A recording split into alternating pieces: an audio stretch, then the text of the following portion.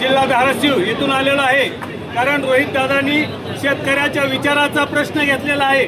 शेतकऱ्याला सरसकट कर्जमाफी मिळावी यासाठी दादांनी 4था दिवस उपोषण केलेलं आहे। या सरकार झोपी गेलाय का जागा राहिलंय? मारायचंय काय आमच्या दादाला? अरे शेतकऱ्यासाठी शेतकऱ्याच्या पोरांनी उपोषण करावं आणि या सरकारनं डोळझाक करावी ही दुर्दैवी गोष्ट आहे, ना लाजिरवाणी गोष्ट आहे। तुम्ही मुख्यमंत्री आहात, गृहमंत्री आहात, लाज वाटायला पाहिजे की आमचे 4-4 दिवस जर माणसं उपाशी राहिली तर तुम्ही 1 दिवस उपाशी राहू शकत नाहीत। तरी तुम्हाला कळत नाही का? लवकरात लवकर आमच्या मागण्या पूर्ण करा आणि जाचकाठी काढून टाका, सरसकट कर्जमाफी करा। जय हिंद, जय महाराष्ट्र।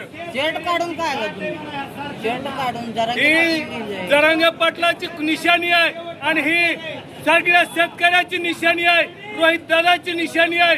म्हणून मी आपल्या रूमना घेऊन आलोय सरकारला जागा करण्यासाठी की लवकरात लवकर जागा व्हा।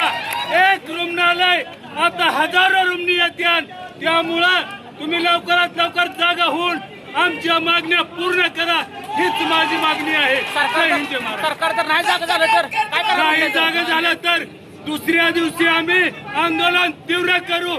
महाराष्ट्रात एकही जाग फिरू देणार नाही।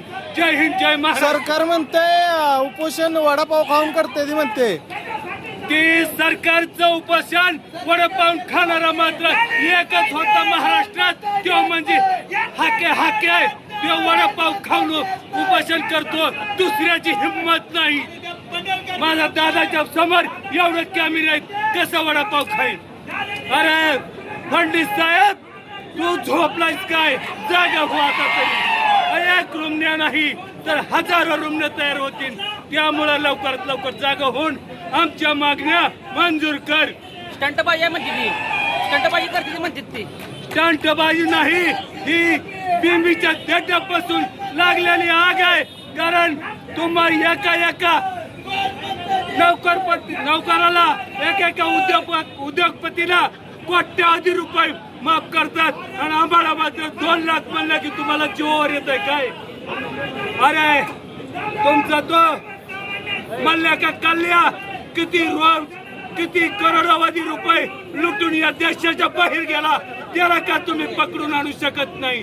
त्या मल्ल्याला का कल्ल्याला किती कोट्यावधी रुपये कर्ज आमचं दिलंय देशानं, ती घ्या आणि आमची शेतकऱ्याची कर्जमाफी करा। मंत्री हिताला फुगडे खेळतोय, हिता या दादांना विचार, बायांसोबत फिरतोय, अरे लाडक्या बहीण म्हणतोय, अरे तो आमच्याच खिशातले पैसे घेतोय आणि आम्हालाच देतोय महिलांना आमच्या। अरे एवढी जमीन खरडून गेली 2025 ला, तो पडळकर तो म्हणतोय दादांनी दंडबाजी केली, इथं येऊन बघ रस्त्या उतरल्यात दादा, शेतकऱ्याचा पोरगा आहे ते काय तुझ्यासारखं असं येशीतलं पोरगा नाही। जयकुमार गोरेला बी बनाव ये इथं आणि शेतकऱ्याच्या व्यथा बघ भाऊ आहे का? अरे शेतकऱ्याची बायको रानात वनात राबती आणि शेतकरी बी राबतोय, शेतकरी हा अन्नदाता आहे। अरे काय तुम्ही पैसे खातान काय? आणि डिझेल बी माफ करून ठेवलंय, पहिला शिवाय रूमण्याशिवाय पर्याय नाही। फडणवीस साहेब इथं या, तुम्ही शेतकऱ्याचं कर्ज माफ नका करू, मग ह्या रूमण्याशी गाठे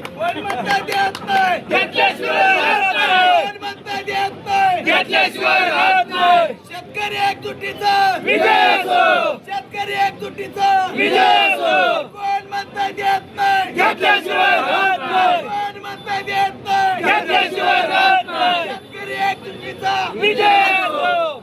म्हणतात कर्जमाफी नको डबल। अहो तुम्हाला मुख्यमंत्री 4 वेळेस व्हायला जमताय का आमदारांनी? खुडून खातात। मग शेतकऱ्यालाच कर्जमाफी द्यायला तुम्हाला लाज वाटली पाहिजे आणि दुसऱ्याला नेत्याला नको म्हणतात आणि फक्त खुर्ची पाहिजे ना, शेतकऱ्याला कर्ज नको। आणि तुम्हाला मुख्यमंत्री पदाची खुर्ची 4 वाऱ्या पाहिजे का नाही? 2000 पुन्हा येणार कशाला येतो? शेतकरी डुबवा येतो काय? आमच्या बोखांडी बसा येतो काय शेतकऱ्याच्या? इथे ये ना रूमण्यात बघ काय, रूमण्या हात देऊन आपला हातन जगन्नाथ असं असतं।